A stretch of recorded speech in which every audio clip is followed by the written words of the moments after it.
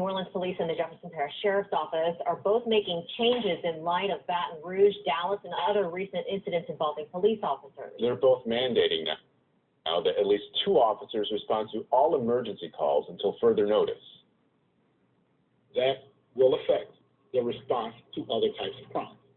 And so that it should be no secret that working in teams of 2, when officers who are alone in a car respond to calls that require 1 officer, that process will slow down until such time as we can go back to that. But for right now, we're working in teams of 2, no less than 2, so that we can ensure each other's safety. And with us in studio tonight for more reaction and perspective is Michael Glasser, president of the Police Association of New Orleans. Thanks so much for being here. Happy to be here. It's been a difficult time for you and for the New Orleans Police Department. You said you just got back from Dallas. It is. We just spent a week in Dallas and with 5 funerals there, and of course we had 2 of our own in the weeks preceding, and now we're back again.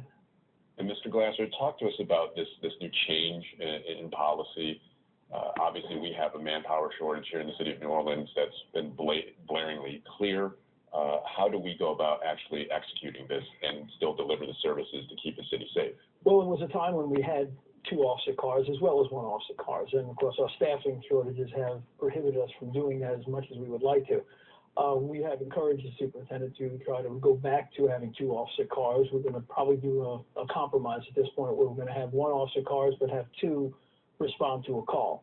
It's better than 1, although we would prefer to have 2 officers in 1 car, because sometimes that minute or 2 that it takes the second officer to get there, a lot can happen in that minute while that officer is alone, and sometimes when that second officer shows up, they're now alone because the first officer is compromised and they don't know what they're walking into. So we would prefer to have 2 officers in 1 car, but in this case, we're happy to have at least 2 officers showing up on each call. Obviously, response times, we've talked to you about it, has been a priority.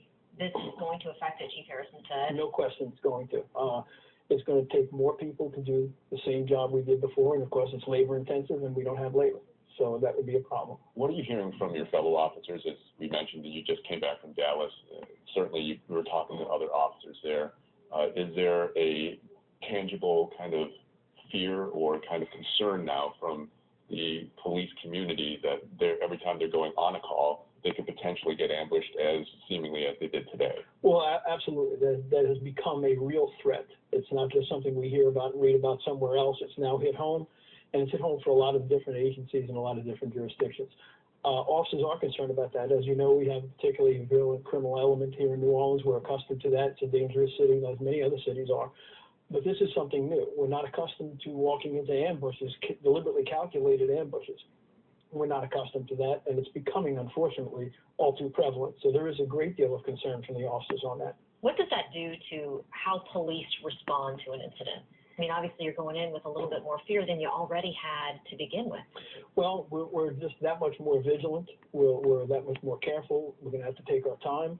We're going to have to really assess the circumstances that were going on and be very, very cautious and careful about it. But, you know, I can promise you that the New Orleans Police Department is still going to provide professional service. We're still going to deal with the community and the compassion that we're supposed to. But we are going to be extremely vigilant. Mr. Glasser, what do you need from the community at this point? Because we always hear that the community needs to be involved in helping to secure areas to keep our city safe. If you are telling citizens right now, you have a channel here right now to tell people, what do you need from the community to make this safer, to make this interaction better? Well, we'd like the community to understand that we have a job to do. Our job is to protect them. That is, in fact, our job. Number 1 priority is public safety. Unfortunately, it's not our own safety. It's public safety. That's the number 1 priority. We would like to remain safe in the same process. So we would like them to understand that if we appear a little abrupt or if we appear a little bit too authoritative, it's not because we're trying to be mean or we're trying to be angry. It's just that we're trying to make sure that our instructions are followed so that we don't have any accidents, we don't have any misunderstandings, and if there is a problem, that we're prepared to address it. Mike Glasser, president of PANO, thanks for being with us. Thank you.